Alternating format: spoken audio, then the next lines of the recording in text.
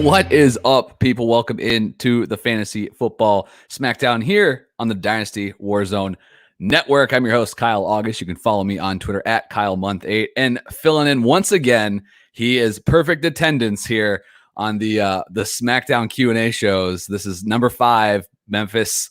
How's it going, bro?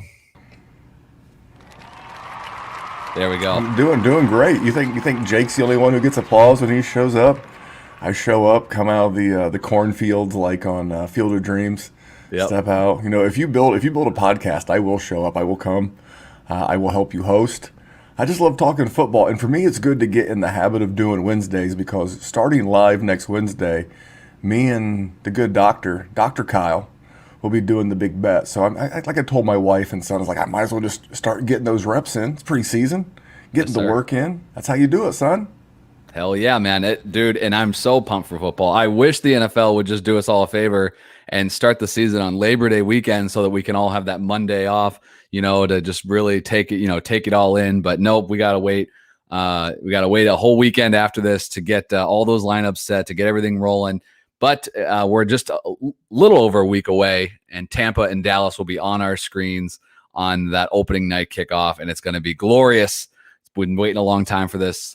So even as a Cowboys fan, I know we're going to get smoked, but I cannot wait for football to be back. So this is the last live Q&A show. We did one every Wednesday through August. Wanted to keep bringing it here on September 1st. Just kind of hang out, talk football. Memphis, I know for me, I only have one draft left. Had some drafts over like each of the last few weeks. How's your draft schedule been going? Are you in any redraft leagues this year?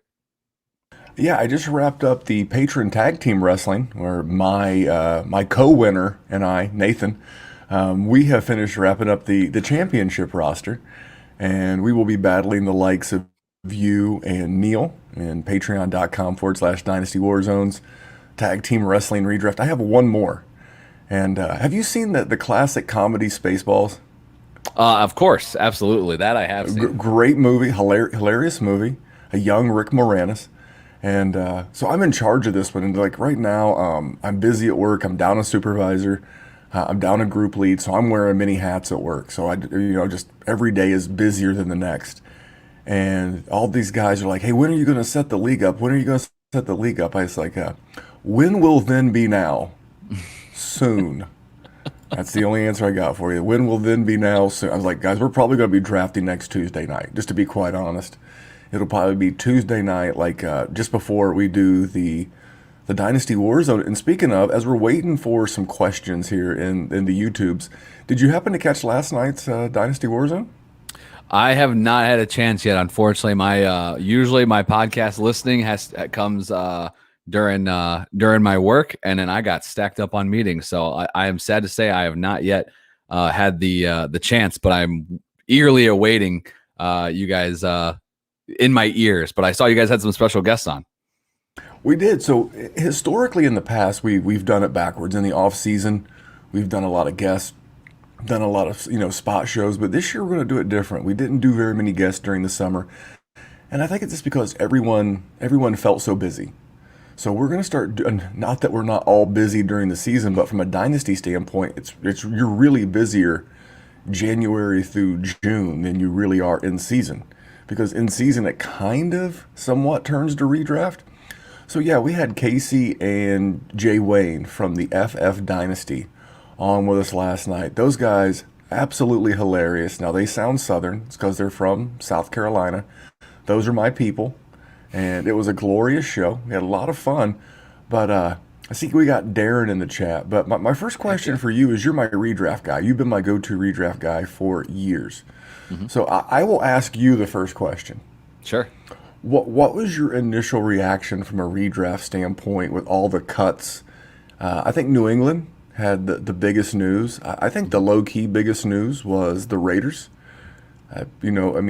John Brown asking and getting his release doesn't sound like a lot of news on the surface, but when you peel that back a little bit, it's going to have some pretty big implications for guys like Henry Ruggs, for guys like Brian Adams, Jesus Christ, Nice. Brian Edwards. and Hunter Renfrow. So what are your thoughts on some of the cut downs from a redraft perspective? When you like, give me Cam Newton, it's high level, impacts some running backs, some wide receivers, and tight ends. Yeah, that one was definitely the biggest splash just in news in general. Cam Newton's a big name, but for fantasy, I mean that was huge. Obviously, it paid off for anybody that grabbed him late in Superflex leagues. My buddy Neil and I, you mentioned the tag team league, we grabbed him super late before this news dropped, just because we had two quarterbacks with late bye weeks, and we're like, hey, Mac Jones should be starting. That was by that time of the season. So I think we all knew that was going to kind of eventually happen, but we just expected it to be Cam getting benched, not Cam getting cut. So right out of the gate here, I mean, for me, the biggest impact was truly to Damien Harris, which is a guy that Memphis, I know you were on and talking about. So I'm sure he's on some of your squads already. You got him on the cheap because now the hype train is just out of control. Cam was up there in the league leaders as far as goal line carries. And he is just, he's been a sniper wherever he goes, right? He's just been a guy that every team has trusted at the goal line. And now with him no longer there, Damien Harris should get his chances. He'll still be spelled by James White on the passing down. So, for PPR leagues, I'm a little bit maybe not as high as I would be in half PPR, but you got to love it for Harris. If you took a shot on Jonnu Smith as an example, he's my favorite of the two New England tight ends. I think that's a boost for him because I think this passing game is just going to be more efficient. And then for me, Jacoby Myers is the other one, enters the chat. He was somebody that was going borderline undrafted, even though he was probably the wide receiver one on that roster, whether that he be the second or third target maybe. But I think he's definitely now on the board. Just did a draft last night, full PPR. I believe he went around round 9, which was a little early for me still because there's still guys that are really good that were on the board. But he's definitely a consideration now. So I think that was definitely the biggest one, was Cam Newton getting cut. You mentioned John Brown getting released. For the Brian Edwards truthers out there, Henry Ruggs believers, that's a boost for those guys because they should get their opportunity. So most of the other ones, that were most impactful were just some of the guys that were cut, that were like some of the fringe RB3s that we were kind of putting stock in and hoping that maybe they might get a shot. Maybe we got them for cheap, and a lot of those names ended up getting hacked off rosters. So there's a few names out there that are still going to be interesting to see where they land, like Royce Freeman, who got let go today. He could go and kind of mess up a situation that we thought was relatively set. So definitely a lot of impact even for redraft leagues. Now, for me, for Damien Harris, to me, he's clearly a better runner than James White. If you have two eyes and have ever seen anyone play the game of football at the running back position, it's pretty obvious. Yep. I also believe he's a much better pass catcher than Ramondre Stevenson. I know a simple trip to playerprofiler.com will show you that Ramondre Stevenson is not a good athletic specimen. I mean, compared to guys like me and you, he's a great athletic specimen, but compared to fellow footballers, he's not a great athletic specimen. And you have to remember, Cam's not there. I think Cam had, 9, 10 rushing touchdowns last year? Yeah, something crazy like that. Yep. No, let's take that same 10. And it never works this way, and I kind of hate it when other podcasts do this, but let's take that same 10, and let's pare it down to 8. Feels like a lot more of a manageable number. Well, let's give Stevenson 3, and let's give Harris 5. Mm-hmm. I mean, you have a guy now who I believe would have 9 rushing touchdowns, 10 rushing touchdowns. I mean, I'm not going to go as far as to call him, LeGarrette Blount from a couple of years ago, but his upside is tremendous. And if he tacks on, it's almost like a Vegas-ish type term, you start talking half a touchdown, half a win here or there, but you start tacking in, a touchdown every other game and 1 to 2 extra receptions a game without Cam there. It's a tremendous upside to his value. So I think it really, really puts him in that RB 15 to 18 range. And here's the thing, Bill Belichick doesn't trust rookies. He didn't trust Damien Harris as a rookie. He didn't really trust Sony Michel much as a rookie. A little bit, but you get my overarching point is that it's going to be a big show for Damien Harris. So I'm all on board. And then if I'm doing best ball, if you're still doing best balls out there, how could you possibly want to leave a best ball draft without Henry Ruggs now that John Brown's gone? I just think if I'm setting a lineup, if I'm hitting the button every week and putting a guy in my lineup, I would rather that name to be Brian Edwards. But if you're doing a best ball still, like if you're still doing the puppy or the big dog or whatever on Underdog Fantasy, for me, I'm gonna have a hard time not pushing the button on Mr. Henry Ruggs. But I don't want to go on with my love of the silver and black. I see we have a couple of questions in that nerd chat. Yeah, let's go right to Darren. He's asking a week 1 question right out of the gate, so he's already shifting to the start sits. We got some news, obviously, as well. This question comes in: Damien Harris or Jamal Williams week 1 in PPR. Now, DeAndre Swift, there's been some rumors that he's not going to be ready to go. They already talked about earlier, about a week ago, that he's not in football shape yet because he's missed time, and it hasn't really got a lot of pub, to be honest. That Swift's status could be in doubt a little bit in week 1. We've heard a lot about that with Saquon Barkley and such, but Jamal could be the lead back for the Lions. They're going up against San Francisco 49ers at home. New England Patriots are going against the Miami Dolphins at home. Jamal, it definitely has, it's closer for sure in PPR, but I think a lot of things that Memphis pointed to, Harris is going to be the guy. I know that White's still going to get the pass catch. I do believe that. We've seen the snaps have broken down that way for this team, even in the preseason, that James White's played every single third down. It's just what he does. But I think Harris has a much better opportunity for a rushing touchdown.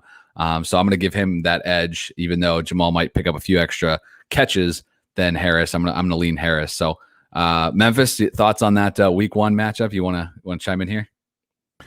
Yeah, I would say this: if for some reason DeAndre Swift is listed as out, and that would what it come, but we still have time to make this decision. I think both these games are 1 p.m. on Sunday. If DeAndre Swift is out, give me all the Jamal Williams. They're gonna be playing the 49ers. They're probably gonna be behind, and if Jamal Williams is the primary back, not only getting what you may give up in the potential for a rushing touchdown will be offset by a lot of check down work, especially late in the game, and Damien Harris is playing a Miami Dolphins defense that's pretty good. A little underrated. I think Brian Flores is one of the better head coaches, and especially from a defensive standpoint of a head coach, is a really good head coach. So I don't think the rushing touchdown is maybe even better than 50%, maybe 50% against the defense that good. So for me, I like the PPR upside of Jamal Williams if and only if DeAndre Swift is out. If he's not, I'm just going to go Damien Harris. Yeah, I can definitely get on board with that if Swift's out, but we got a little bit of time left on that one for sure. And I will tell you, I have not looked at the over/under, but I will bet you. I see what I did there. I will bet you that the over/under in that Miami-New England game is one of the lowest on the board right now. I haven't checked it. I've been doing some season-long work right now, but I would just bet you that this is a real low-scoring game because both these teams play good defense, smart coaches, first game for a couple of quarterbacks that are young. Tua is in somewhat of a new offense. So I just really like the under in this game if you're looking at it right now. Yeah, and it'll be interesting to see. And that game might be, two coaches trying to lean on that defense. New England losing Steph Gilmore to the pup. That's going to be something just to watch early in the season. New England often just next man up, and it seems like it doesn't matter who is on the field. But Gilmore's obviously a world-class corner. It has been. So if they don't have a solution for him, the first month or so could be a little bit tough. But we'll keep an eye on that New England defense right now. I'm fine giving them the benefit of the doubt. And as Memphis alluded to, follow Vegas, baby. They know they ain't going to lose. So we got another. I just checked. Not the lowest, but one of the lowest totals of the week. It's 44 points with New England favored by 2.5. So if you take that out, it's basically they see this being like a 21-24, somewhere in that neighborhood type game. So pretty low scoring as far as NFL games go. Yeah, I think in that scenario we just talked about, Jamal Williams is somebody that a lot of people are going to have questions about as far as start sits that we didn't anticipate. But if Swift is unavailable, man, you're going to be starting him over a lot of guys. But yeah, we got a little bit of time, so we'll keep you guys updated on that. Feel free to hit us up with those questions as we get closer to the season on Twitter. We got a draft question here. The 16-team league. Damn, this is not messing around. I did a 14-team league 2 weeks ago, and I was like, shoot, these guys are drying up quick, but this is it. So pick 13 in a 16-team league. This is the first round, I'm assuming here. But he's asking Najee Harris or Jonathan Taylor. Memphis, I'll kick it to you because JT, is in your area. So what are you doing here with Harris or JT? I'm going with the. This is really, really close, but until I see enough of Carson Wentz, and I don't have that, and I'm not going to get that before Fellhaber gets into his draft. So for me, I'm going to take Najee Harris. I'm going to go with the better offense. At this point, I would like to think Carson Wentz is better than Big Ben, but I couldn't prove it. I wouldn't bet a significant amount of money on it, and I know I'm clearly, especially with no T.Y. Hilton, I'm getting better wide receivers in Juju and Deontay Johnson and Chase Claypool. Teams have got to respect those three guys. And Najee's work in the passing game is virtually guaranteed at this point. Part of that JT passing game volume was a byproduct of being with one of the best check down quarterbacks in the history of the NFL, and Uncle Phil Rivers. By the way, how nice was it to see him having all that fun coaching high school football? Good for that guy, man. Heck yeah. There's nothing wrong with seeing people having a good time. So for me, I'm definitely going to running back here. I'm hoping I get Najee, and if I don't get Najee, I'm gonna go. I would even take, because of the PPR nature, I might even consider Austin Eckler over JT as well. As a Colts fan, I'm not worried about the offensive line. You're hearing Vegas guys talk about the offensive line. Here's the thing. I said it when he hurt his foot. I'll say it again now. If you think Quentin Nelson's not going to be out there, you're drunk. And Ryan Kelly is back from his elbow issue. I'm a little concerned. They lost, I think it's Sam Tavy, the left tackle, but he was a turnstile anyway. The Colts are just going to be grinding it out at the left tackle position until Eric Fisher returns in October. Mm-hmm. But for me, I just like the three-down bell cow. And don't forget, Frank Reich's going to use Marlon Mack and Jordan Wilkins and Naheem Hines. And the Steelers, they cut Jalen Samuel. Anthony McFarland may wind up starting the season on the short-term IR. Yep. And are you really concerned about Benny the Snell? No. So, I mean, you take all those things into consideration, and I'm going to lean Najee there. And I hate to. I would like to say in an ideal world that it would be JT, but it's just not. And I'm with you. And he chimed in here that he's just confirming, apparently, because he already took Najee, which was the smart choice, because I'm going to do the same thing. I would take Najee Harris. I think that's the upside play. JT's a little safer, but safe doesn't win you leagues. I would go with Najee Harris. We talked about on our show, Jake and I did earlier this week, like the rookie year that James Robinson had and the percentage of the touches that he received among the running back group. Najee could be right up there with what we saw last year. I mean, they don't have anybody else that they trust. McFarland did get placed on IR today, as Memphis mentioned. So he was, per the beat reporters, their top backup there, and he's no longer there. So I think Najee is in line for a ton of work. I know the offensive line is all brand new starters. They have one new guy, or they have one guy coming back where they switch positions. So that's definitely a question mark, but I think he's going to be involved in the passing game. And JT really isn't as nearly as much as we expect Najee Harris to be. So I think we, Memphis and I, are in agreement. You made the right call. Go with Najee Harris there. If anyone is still drafting, has those decisions, Memphis mentioned Eckler. He would be my top pick of those three in PPR. I think Eckler, he's going to catch so many passes. He's going to be right there among the league leaders at the running back position. But behind Eckler would be Najee, and then JT, not too far behind, but he's a fine second round pick. And I'm fine doing that. So we got another one here from Chris. He said, "Where are you drafting Sony Michel?" Man, this is a guy that it's hilarious because 3 weeks ago, nobody would have even drafted him probably because he was just an afterthought. He was the fourth running back there in New England, and now that he's traded to LA, Henderson, being banged up, and now Xavier Jones was cut after getting injured. He's on IR, and so it's pretty much Sony Michel now as that number two guy. They still have Jake Funk on the roster, but he survived cuts. But now Sony seems to be the clear cut number two behind Henderson, which is a guy that team hasn't put a ton of faith in during his time. So for me, I'm not taking Sony any earlier than probably round 9. I had a draft last night. That's about where he went. I'd start looking at him around wherever I would take, maybe like Melvin Gordon, James Conner, those types of guys. But usually in that range, the receivers are so much better. You're going to go that other route. So I did pick up Sony in his full PPR. That was a 14-teamer in round 10, the day after they got him. So that was a little bit hype. And I still got him that late. So I don't think he's not somebody I'm reaching on, but he's one of those higher end backups for me. So around 9 or 10 would be the preferable round. I wouldn't go any earlier than that. So Memphis, what's your thoughts on old Sony Michel? For me, I'm looking. I think you're right. Somewhere around round 9 or 10 as my RB4. I'm totally fine with that. Here's the thing: in Dynasty, Fellhaber, he is one of our patrons, by the way. Great guy, Aussie. He was giving me crap for saying that, hey, I didn't mind picking up some cheap Jake Funk, and he was doing it tongue in cheek and in a very sweet nature. But he's a Sony injury and a Darrell Henderson injury away from relevance. Mm-hmm. Now say that out loud. Darrell Henderson injury. Oh, I could see that happening. Sony Michel, those knees, I could see that happening. So just be easy on my Jake Funk.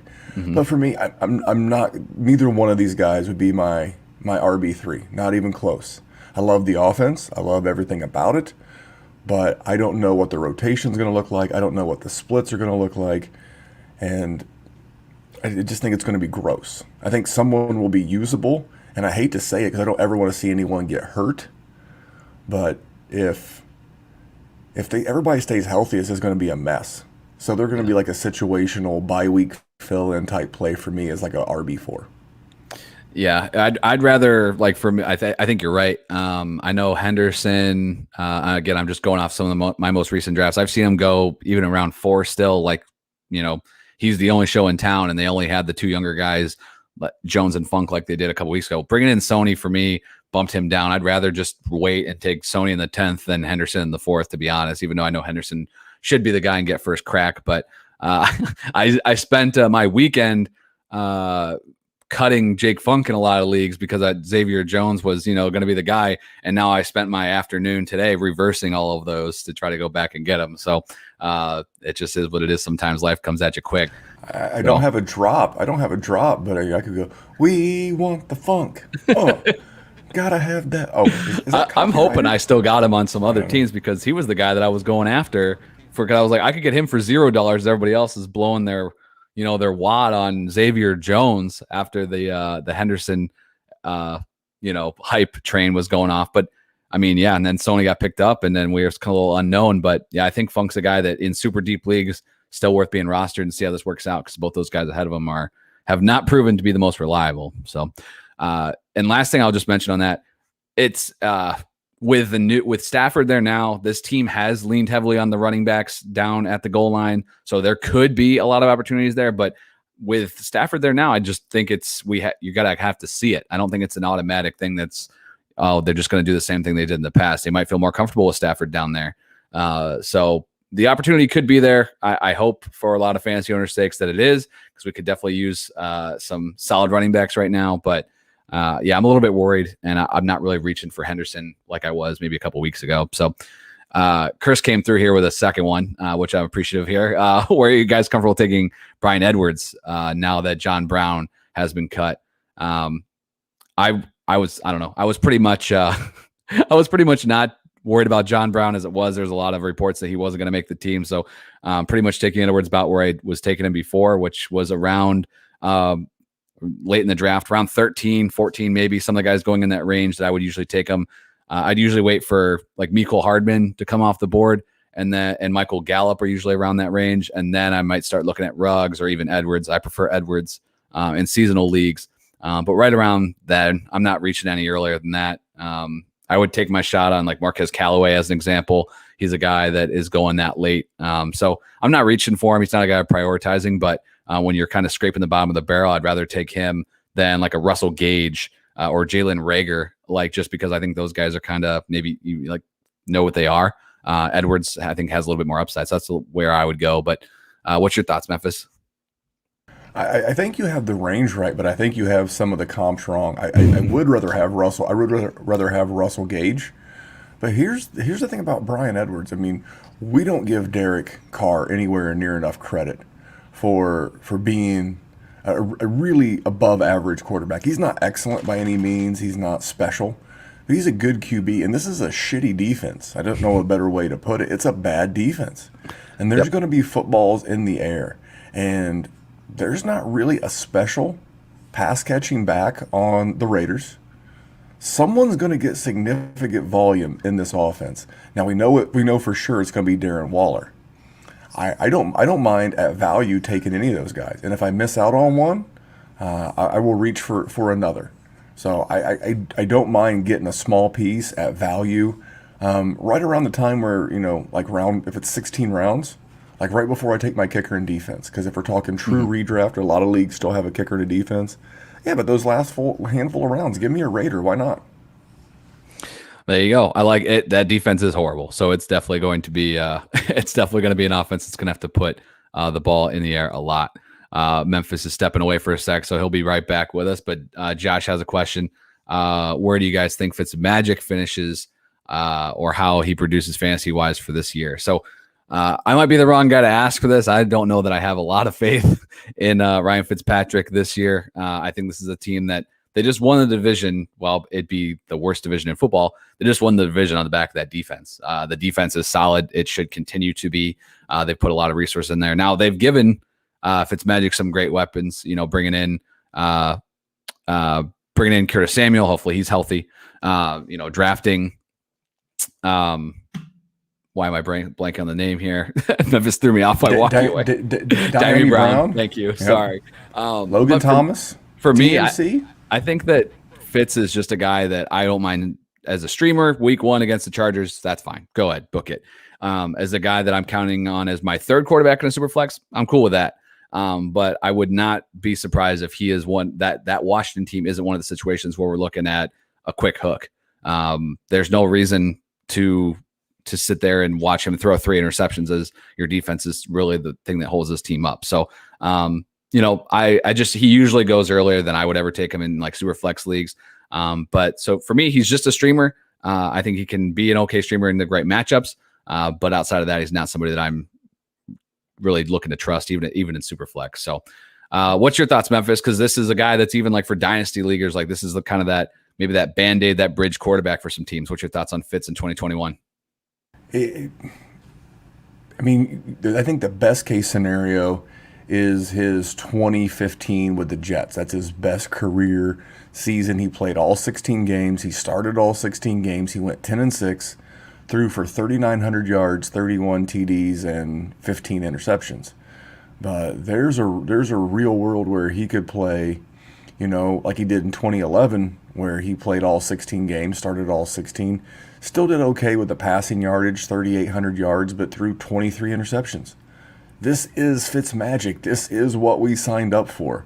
And for me, I think he's a guy that, I agree with you. I would rather him be my QB3, like a spot start, because I don't love the opponents they play this year. I mean, they do play in the NFC least, so they do get Philly twice. Okay, that's good. Dallas twice. Sorry, I know you're a fan. That's good. Nope. But, they have games against the Buccaneers. They have games against the Seahawks. And what is Ron Rivera going to want to do with this team? If you guessed anything other but run the ball and play defense and not turn the ball over, that's probably the wrong answer, because that's what Ron Rivera is going to want to do. I think this defense keeps him in a lot of games, and when you're in a lot of games, when I was looking at the over-unders, this game against the Chargers in week 1 has one of the lowest at 42.5 points of the first week. So I would prefer not to. I would rather stream and stream him when I need to and look for a better option. But he's the kind of guy I don't mind drafting early, and I'll tell you why. I wouldn't mind taking Fitzmagic early and maybe adding a Fields or a Lance late. Mm-hmm. And if one of those guys end up getting the start and blowing things up, that would be pretty awesome to have him like a bridge to a super sexy upside guy. Yeah, for sure. Like for me, that I've been trying to do that pairing of Fields or Lance, and I've been using Cousins a lot for that. His early season schedule is solid. Sam Darnold's another guy that has just cakewalk matchups. Carr is another one that his matchups are tougher, but like you said, I think he's a little bit undervalued. And then Fitz, and I was looking at his schedule. This kind of would contradict what I just said as far as like I don't know if he's going to be able to hold on to the job. But my God, somehow the Washington Redskins or football team, sorry, their schedule week 11 through week 17, which is going to be the fantasy championships, Carolina, Seattle, the Raiders, and then get ready for this, Dallas, Philly. What the hell? so I mean, he could be a friggin' league winner with those matches. So you're telling me that if Washington is in like first or second place in the NFC East around week 11, it's in the bag? I mean, how does that even happen? How are they going to do that? But I know they're trying to get division games late, but my God, that's crazy. So there you go. I mean, keep it in mind, keep it in the back of your head, even if you can't trust, even if you got other options other than Fitzy. If you lose your quarterback, you want to stash a guy. Hell, he could be it. Those matchups are glorious at the end of the year. Does have some tough ones sprinkled in the early part of the season, but the early first half. But shoo, man, that's crazy. He followed up real quick. Just Fitz or Ryan week 1. Falcons have Philadelphia. Matt Ryan by a landslide. It's not even close. There it is. Under Brandon Staley, the new head coach in LA with the Chargers, when he was with the Rams last year, that defense was nasty. And now, at least to start the season, the Chargers are going to have Derwin James. They're going to have Joey Bosa. That defense could be nasty in week 1. And Matt Ryan is playing the putrid Philadelphia Eagles. By the way, for those that are concerned about Jalen Hurts, don't be. If there's ever a week for Jalen Hurts, it's week 1 against the equally putrid Matt Ryan Atlanta Falcons. I could see that game ending up being something like 27-31 or something. So for me, it's Matt Ryan. It's in a dome. It's not even close. I agree. Nothing to add. You nailed it. All right. Darren came back hitting us up with this real brain buster here. Philip Lindsay, RB1 in Houston. I'm going to go ahead and file that away under it doesn't matter. They have been using every guy in that offense. They've been using DJ on third downs. Mark Ingram is still there. They kept them all. I mean, we were like looking for the easy cut, and color by numbers that way. They're like, screw it. We'll keep all these old bags. It's nasty. I want whoever's catching passes. If you're in the deepest of deepest leagues, which is probably David Johnson, but I mean, I am not taking any of these guys in the first dozen rounds. So as much as I was hoping Lindsay would just take that job over at some point and would stay super cheap, he's still super cheap, but there's just too many cooks in that very crappy kitchen. So no thanks for me. But Memphis, do you want to talk about a Houston running back? Here's the thing. If you're counting on a Houston running back, you're already in a special part of hell that you're not getting out of anyway. I mean, you're in neck deep. You're a dynasty gamer who lost. You had to have rostered some combination of 2 of Travis Etienne, Cam Akers, and J.K. Dobbins to even consider him. If I had to pick one, I think Philip Lindsay, when we're looking at the landscape in like November, I think he's the last man standing. Mark Ingram is old and busted. David Johnson, old and busted. Rex Burkhead, old and busted. At least Philip Lindsay's only like 27. So if you're going to bank on anything, I guess bank on youth. Youth/durability would lead me to land on Philip Lindsay. And I kind of like Philip Lindsay. I wish they involve him more in the passing game. Yeah. He could be a thing. I don't mind him as like an RB4 or 5, a stash. Give me 2 or 3 games to see what he does. Now he'll probably be the first guy that I cut when my man Kyle does this really sweet segment called waiver wire sniping. But I don't mind walking away with a draft with that dude. Yeah, Lindsay, I like Lindsay a lot too. I hope that ends up being the case, that they do feature him a little bit more. I still have him on some squads. I haven't cut him yet or anything. We'll see how this one shakes out. But it's just, it's going to be a really bad team, a really bad defense. So you need the guy that is involved in the passing game. If you get the first and second down back, he ain't going to be on the field much come the second quarter. So I'm steering clear, but you can get these guys so late right now. You can get them in the double-digit rounds. You're not counting them as your starter out of the gate. They're just depth pieces for you. You can see how it shakes out the first few weeks. Hopefully they'll feature one guy or the other. But let me ask you a question real quick. More of like a strategy in general question. Would you now? I know that it's been proven that in best ball formats, it's better to walk away with more wide receivers than running backs. But in like a seasonal league, if I'm going to walk away from my draft with a dart throw, I wanted a couple of dart throw running backs. Because there's so much more, especially if you're like 16 roster spots with a tight end. I mean, it's going to be with a kicker and a defense. Mm-hmm. So I was just curious if your thoughts were like that as well. I want those late rounds. I want those running backs because I think you just want those flyers being on your roster. Those scratch off tickets. You can go to the wire and find a wide receiver that's not too much different, but the running back position is just so crazy that if a guy goes down, a player's value could just skyrocket. So I like just looking at this draft I did last night. I'm just looking for some examples. Like these were the guys taken in the last 3 rounds. Now this is full PPR, but like you had Christian Kirk, Alan Lazard, Hunter Renfrow, Amari Rodgers, Randall Cobb, Tim Patrick, Darius Slayton, MVS. Like I don't want any of those guys. That's waiver wire fodder. Just leave it there. Sit there. Grab Chuba Hubbard or Jones from the Saints, Boston Scott. I mean, just take those guys. If anything, I think there's obviously some of those guys are extreme, just straight handcuffs. Some of them have a little bit of value as in PPR.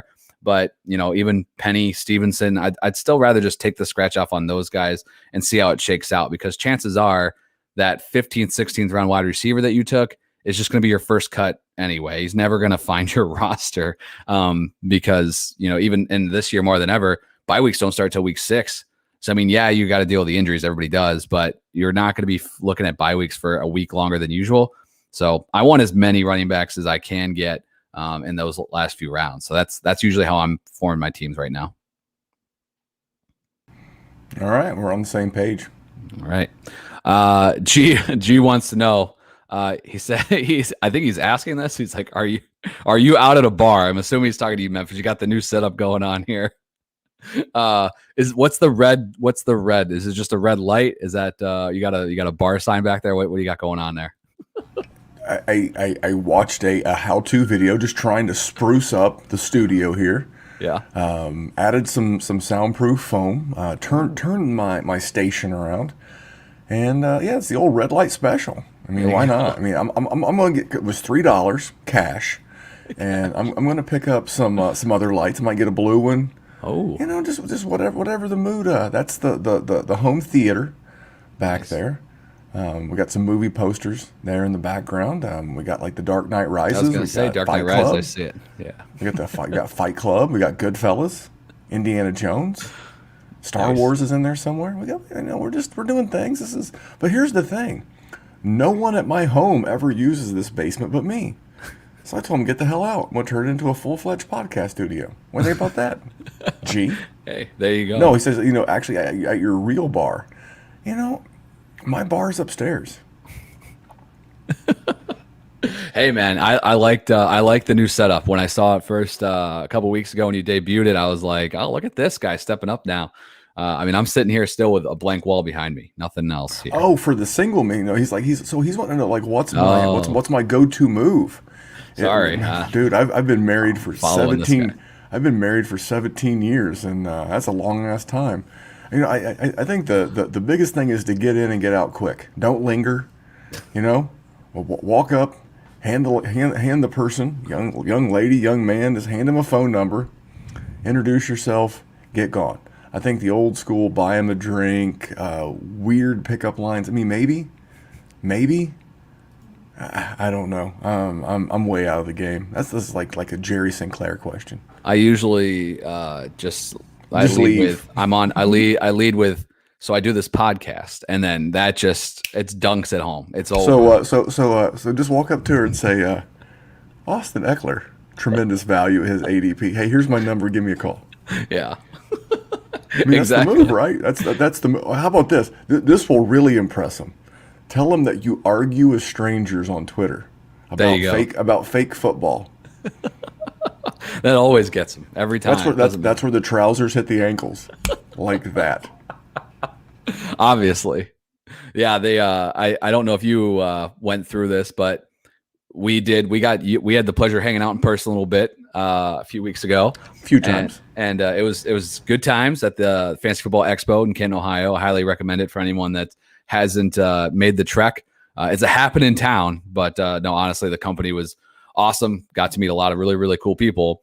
But I don't know what was more fun, meeting everybody that or seeing people again that I've seen in the past, or meeting people that I've hung out with and interacted on Twitter, or telling people in my normal life that I was spending my weekend driving 7 hours to a fantasy football expo and having them give me just this dead look like, what the hell are you talking about?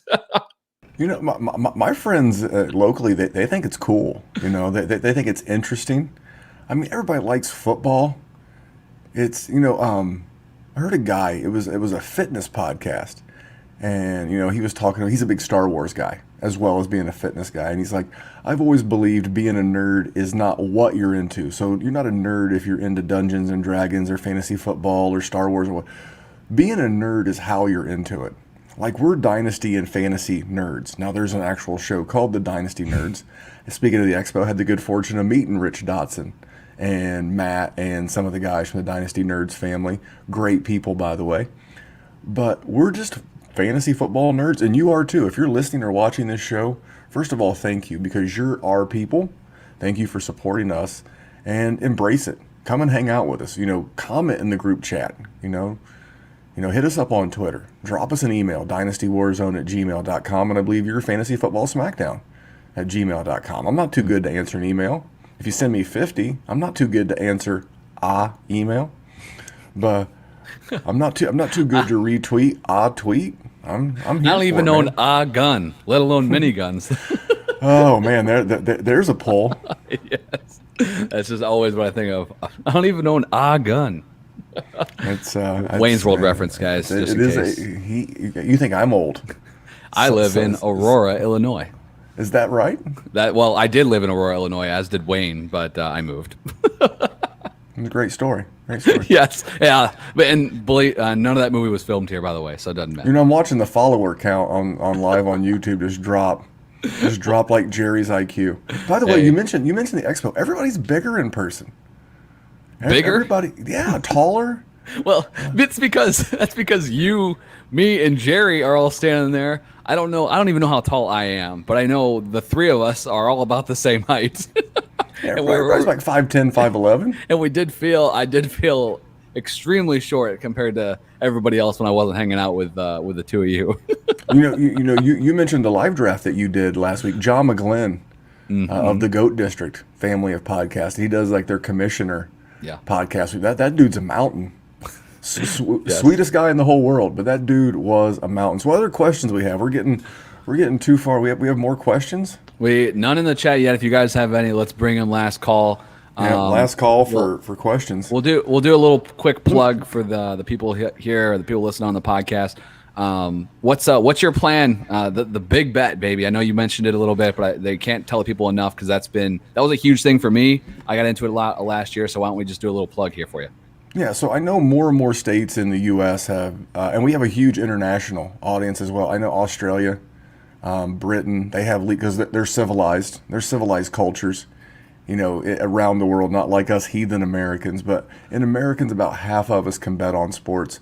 So what I'm doing right now is, when we get done with this, I'm going to jump back on, and I'm going to do a video. And I'm going to be doing, what was that old TV show pop-up video? I'm going to be doing like 5-10 minute, over-under bets, some season-long bets. I'm going to do one a day between now and Sunday. And then I'm going to compile all of them, and on like Monday, I'll make it a podcast. But yeah, we're going to be doing our weekly big bet show. And then right here on YouTube, if you're watching on YouTube, I will be driving. I'll be probably driving and recording, dropping live videos via YouTube the minute the lines come out. Because that's the one thing you have to get if you're going to gamble successfully. Because I think it's something like 97% of all people who gamble lose long term. And you have to take it seriously. If you consider it entertainment, fine. It's totally fine. You know, if you're going to blow $50 on a weekend as opposed to maybe going out to dinner with your wife or whatever, that's fine. It's $50. It's not a huge deal at the end of the day. But I don't like doing anything to lose. So I like every possible edge. So that's why I'm snooping on those lines. So I'll be doing a lot more YouTube content. But we'll still be doing the big bet. If you're a podcast consumer, don't worry, we got you covered. We'll be dropping that on Thursdays in your podcast feed. Starting next Thursday. What opening night? Your Cowboys. Yes, I do have one more redraft question for you there, redraft guy. Yeah, let's do it. Gus Bus. Gus Bus. Let's talk Gus Edwards. Yes. What were your thoughts? I mean, obviously losing J.K. Dobbins was terrible. Just an absolutely horrible loss from both a dynasty and a redraft standpoint. Mm-hmm. But what are your thoughts on Gus now? Because it's the OC, Greg Roman, come out and said he's clearly the guy. He knows our system. I think he averaged 5 or 6 yards a rush last year. They re-signed him to a 2-year, $10 million deal, which wasn't that much off of Melvin Gordon money. So they already had a plan for him. Did the plan just get larger?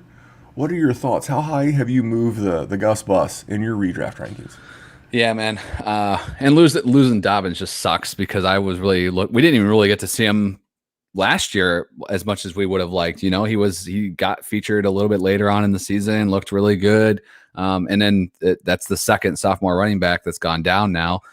So we didn't really get to see how this would play out with Cam Akers and Dobbins owning their roles this year. But bringing it back to Baltimore, I'm horrible. I don't keep track of who says what anymore on Twitter because I'm sure 18 people said this, but I thought it was a good point, and it was exactly what was going through my mind when I was ranking Gus Edwards. Do I think that J.K. Dobbins is a better running back than Gus Edwards? Yes, but we were ranking J.K. Dobbins as a mid RB2 in this Baltimore situation with Gus Edwards there and knowing that he was in line for 100 plus carries, and now everyone kind of slides up a roll. There's really not a lot behind Gus Edwards, a bunch of names that nobody knew. We all had to look up. And now people are arguing that, if Gus Edwards, he's a running back 3. In my opinion, it's less crowded there now. This is a guy that's proven that he can get it done when given the opportunity. He's all, like you mentioned, follow the money. Look at the contract they paid him in advance of this, knowing that was a guy that they really liked. So I bumped him into my top 20 without any issue.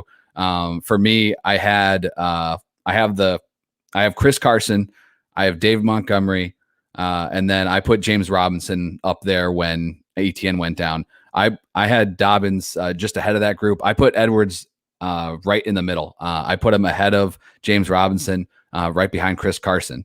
I think that, and then Damien Harris, for reference too, would just be behind those guys for me. But I don't expect Edwards to catch any passes. There's none to go around. But I think this is a guy that's going to be in line for a ton of work. I think you could get double-digit touchdowns. I think when you look at what I like Dobbins better as a running back, but now you're talking about a less crowded situation with maybe a little less talent, but it's all about opportunity, man. So as to earlier what I was saying with like Henderson, how I wouldn't reach for him or his price tag is going, I will reach for Gus if I need a running back, and I'm fine with him as an RB2 regardless of the format. So I was kind of a fan before, but I'm definitely buying in right now. Yeah, I was looking. He was the RB37 last year on the season. So he was already a borderline RB3. And let me ask you a question. Do you think that Mark Ingram's RB11 overall season in 2019 is within the realm of possibility? Yeah, I mean, I think it is.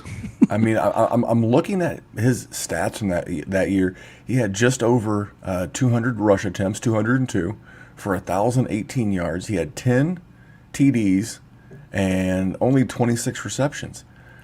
I mean, I don't think that he's going to have 5 receiving touchdowns. It's crazy to think that anyone in that offense, from a running back standpoint, would have 5 rushing touchdowns. But like I said, if we look back in the end of the season, if the Gus Bus plays, and I think people are going to look back and go, we were way too low on the Gus Bus. Hey, look at that. We had one more sneak in. Let's get this one before we get out of here. And like you said, as we wrap that one up, I think you're dead on, and that's why he's in that group for me. Carson, Montgomery, Robinson, always, Edwards, and Harris. Those are all upside guys for me. Always lean to good offenses. Yeah. Always. I love James Robinson. Thanks to my man Shane Hallam, I was a James Robinson OG. I have a lot of James Robinson out there in all formats because Mhm. of Shane Hallam. But here's the thing: if James Robinson and Gus Bus are an equal talent, give me the one with the better offense. Mhm. Just Agreed. it's gonna serve me better. Now I think they'll be very close because James Robinson last year had a low key 49 receptions, which no one talks enough about. But this is about the Gus Bus. I'm on board. I give him the edge over Robinson too. I think you're right. He's a guy that you'll get for an RB3 value that will return RB2 range scores for you. Absolutely. Nope. It's I hate seeing Dobbins goes down, but the opportunity for Edwards is going to be big. So if you're drafting still, you get to reap the rewards. If you drafted already, you got a eighth round steal. Last question came in here. We're going to wrap this up. Saquon or Zeke in PPR? Man, this one is would have been a lot easier a few weeks ago. Barkley trending the right way as far as injury goes and everything. But for me, it's pretty easily Zeke still, even with Barkley looking like he's going to be around and available for the Giants, maybe not at full strength for week one, but I think Zeke's in for a huge, huge year. And in PPR, he's a 50+ catch guy every single year. So I don't have any worries about him being, lesser in PPR, like a Derrick Henry or Nick Chubb, right? I think Zeke, for me, he's the running back 4 in PPR right behind Kamara, and you can just lock that in. I think he's in for a big year. It's not just Dak coming back. That entire offensive line was completely eliminated by injuries from the get-go. Lyle Collins never even played a snap last year. Terrence Smith was out pretty much the entire season. Then they're moving Zach Martin around like crazy, trying to find some stability there. All those guys are going to be back. Connor Williams is the other guy there. He was coming off an ACL, and he was the only guy that didn't get hurt last season. So I think Zeke's going to eat like a freaking monster this season, and that I would definitely take him over Saquon. He's my RB4, 4th overall. Ain't nothing but a thing like a chicken wing on a shoestring. Give me Zeke easy. Let me answer this question with a series of questions. Are you ready? Yes. Better quarterback, Dak or Daniel? I'm going to go with Dak. I'll go with Dak with one arm. I'll go with Dak. Okay, cool. But first of all, Dak fired up, man. He's good. He's ready to rock and roll. So yes, sir. I'm glad I was wrong. I'm glad I'm glad you're wrong too. I was getting worried. I am too. I got that sumbitch in the Scott Fish Bowl, and he's my QB4 in a dynasty startup. I have a lot invested in Mr. Prescott. Better wide receivers. Dallas easy. Better offensive line. Dallas easy. Equally buffoonish at the play caller between Mike McCarthy and the guy he replaced, the Clapper. Absolutely, they're dead even in there. I'll give them that. We'll go even on that. So from a seasonal standpoint, how can it not be Zeke Elliott? Mm-hmm. Better weapons, better teammates, just better. Do I believe Barkley is the more talented running back at this point in their career? Absolutely. Mm-hmm. If you were to flip-flop him, this would be just as equally easy with Saquon, but he is still. Now, do I think he plays week 1? Probably. Is he on a pitch count? Is he only getting a handful of snaps? Probably. Same thing with week 2, week 3, week 4. It may be week 6 or 7. And it may be week 6 or 7 before we see a fully healthy Barkley. So for those reasons, give me Zeke, great shape, great team, great schedule. I think Dallas has the easiest strength of schedule based off their opponents this year's win-loss record last year. Just so much to like about Zeke. I do want to hammer through some more because all of a sudden we're going to wrap it up, and here come the questions. They're coming from everywhere. Let's go. Let's go. 6 minutes, rapid fire. All right. I'm going to take this one. Yeah, absolutely. BK2 Call said Grayson. I'm assuming he means Kylan Grayson of the Colts or Brevin Jordan. For me, this is easy. Kylan Grayson. If you go to the Colts Instagram and just watch, what they're trying to feature is like videos of Carson Wentz coming back before he went on the COVID list because he's a knucklehead of a special sort. But I mean, like, it felt like every touchdown that they were featuring on their Instagram was Carson Wentz to Kylan Grayson. And we know Frank Reich uses a tight end. We've seen it with Ertz. We've seen it with Goddard. And he's only got to beat out Jack Doyle and Mo Alley Cox. And Mo Alley Cox is really more of a blocking tight end. So for me, it's easily Kylan Grayson because Brevin Jordan can be replaced next year. I think the Colts drafted Grayson to replace. He is the replacement for the old guys. So, Josh said, "Hey guys, Ryan Clark. I'm gonna let you go this one first." Ryan Clark said, "Trade Devonta Smith for Juju." In redraft, that's an auto smash for me. I think Juju's going to have a fine year. He was solid last year, up there in catches, up there with He's playing for money. I'm in it. Yeah, let's go. In Dynasty, I totally get it. If you want to lean Smith, yep, like that totally makes sense. But for me, I don't know. I'm low on Smith's man, the wrong guy to ask. But like Juju's more of a round 5-6 guy for me, even, and then Smith, I'm not looking towards until round like 9 or 10, but I would also go Waddle over him. So that's just where I land with those two guys. You nailed it. I don't want any part of Philadelphia from a redraft standpoint. I don't trust that head coach. I don't trust that front office. I have no an idea what in the blue hell that team's doing. If I was going to gamble on anybody, I'd gamble on Jalen Hurts, but at their ADPs, I couldn't see. But from a dynasty standpoint, I will gladly take Devonta Smith over Juju, and I would do that in a blink of an eye. Yep. All right. Jachekville said, trade for Damien Harris or Gaskin, PPR for bench purposes. I really like both. This is a coin flip. I would honestly have to dig into their schedule. I think they would be neck and neck in that RB 15 range for a seasonal prop. From a dynasty standpoint, I don't love either, and I'm looking to cash out on both as soon as my season's been determined. If I get out of the mix, I don't trust Bill Belichick to do right by Damien Harris long term. Same thing with Miami and Gaskin. So for 2021, Viva la 2021, but in Dynasty, I don't think. What about you for redraft? I'll let you take this one. Yeah, I prefer Harris, I think, over Gaskin. I think Gaskin is still going to be solid. He's a guy that I've kind of held on to for around that 20th, even when the reports were bad that first week. So I think he's a top 24 guy, just not top 20 for me. I think Harris has more upside. Even in PPR, I'd still go that way. Touchdowns will still drag you there. So I'll give Harris a slight edge in PPR. It'd be a little bit wider of a gap in half. He said he's going to trade for these guys, I guess. So he says if so, you trade Claypool or Brandon Cooks. No. I would trade if you can trade Cooks. To do with the other. No. I'm keeping Claypool. Yeah, I would. Yeah, I would as well. I think Claypool would be my number one guy there, and no reason to go grab one of those running backs for that price. I can't think if, like, from a redraft standpoint, there's one Houston Texan that I would purposely draft. Not one. Yeah, not one with I would like selectively go, yes, I would like you. All right, let's knock these last two out. Blue Crew says, half point, PPR, 12-team Superflex. Should I trade away Chris Carson and Brandon Cooks for Josh? Yes.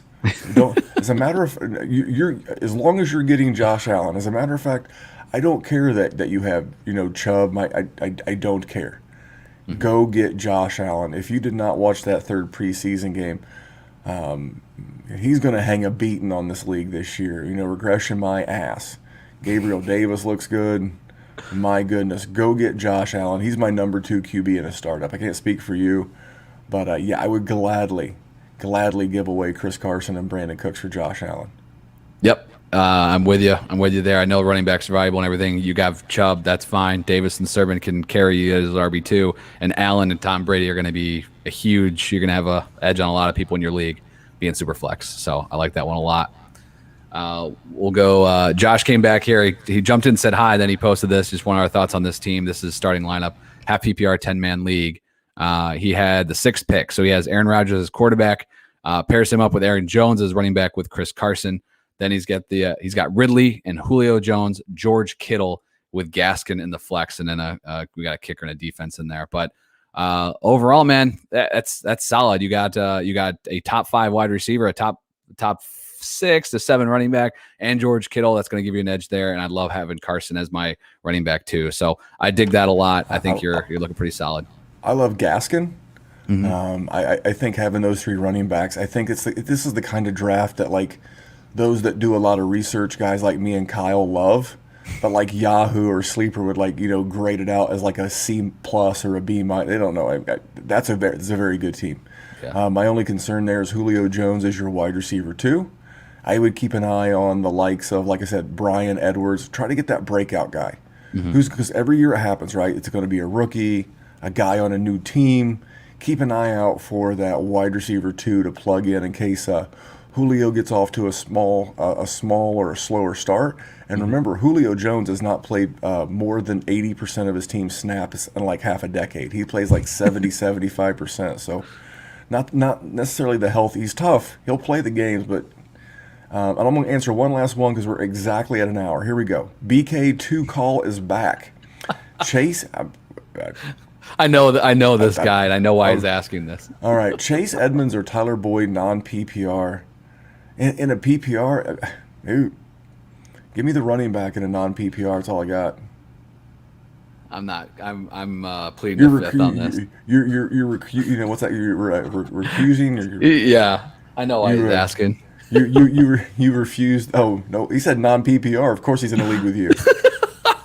This was a trade negotiation that I started. Dude, BK is a stud when it comes to dynasty. His team is stacked. I think Chase Edmonds is like his 7th running back. So I was trying to give him a little Tyler Boyd. But anyway, if you can believe it, Tyler, I own all 3 Bengals wide receivers. I mean, I don't know what else to do. So let me ask you a question. I'm gonna make this podcast go longer, but I'm not answering more questions. This is what I do. But here's the thing. So everybody was so concerned, and it's kind of the opposite. Everybody was so concerned that when Travis Etienne got drafted in the first round, that it just nerfed the value of James Robinson. But yet, the Bengals drafted, Jamar Chase 5th overall, and it did nothing to hurt the value of T. Higgins. As a matter of fact, I think his ADP went up. It just goes to show you, maybe it's because it's a wide receiver versus 2 running backs. I don't know. We get awful selective because there's no discounts out there in redraft or dynasty for T. Higgins, and nor should there be, at least for this year. And I could think of a lot of scenarios where he ends up, T. Higgins, that is, being their wide receiver 1 for a lot of years. That dude looked badass last year. Yeah, you won't hear anything different from me on Mr. T. Higgins. He's my boy. Better hope Jamar Chase finds the yips. But man, I want to thank you. I want to thank you for making this a reality. I mentioned it a couple of weeks ago. I was like, man, let's do some live Wednesday Q&As, and I thank you for hosting and letting me partake. This has been a lot of fun. I love interacting with people on the YouTubes. Because I'm old, you have to plural everything. YouTubes, J.C. Penney's, Myers. Yes, Myers is my favorite. If you're in the Midwest or familiar with Myers, it's like a Midwestern version of Walmart's. See what I did there? Yes. Well, hey man, I appreciate you coming on every single week and holding it down last week. That was big time. I was out there drafting with some local guys. Evan Silva was putting together some leagues. I got to go rub some shoulders. It was good times, man. Did you invite him on the show? I did not invite him on the show. He was getting. I did. He knows my name now, so we're on a first name basis. Is he all right? All right. But, so yeah, you had a chance at glory. And you blew it. But for those that have participated, first of all, thank you so much over the last 4 or 5 weeks. But this is what our Sunday school show is going to be. It's going to be some random collection of all of us talking start sits, talking trades, just like we just did. And it's going to be for an hour and a half. It's going to be 11:30 a.m. Eastern Standard Time through 1 p.m. when the games kick off. Because that way we can all log off and we can go sit down and watch the game that we all love. But man, I really appreciate your support, but I'm going to let you do the sign-off. This is the Smackdown, not the War Zone. Hey, man, no, it's all good. Again, big props to you. Jake couldn't make it tonight, so I knew Memphis I could hold it down, though. And you said he had a side job as a gigolo. Yes, but that was meant for off-air, Memphis. You're not supposed to tell people. So I mean, is gigolo illegal in the greater Pittsburgh area? I don't know. I'm not familiar with those laws. I was just thinking about Mr. Jake, and I'm just like, you got to get that money. You better lock it up. You better lock it up. No, you lock it up. You lock it up. Lock it up. Lock it up.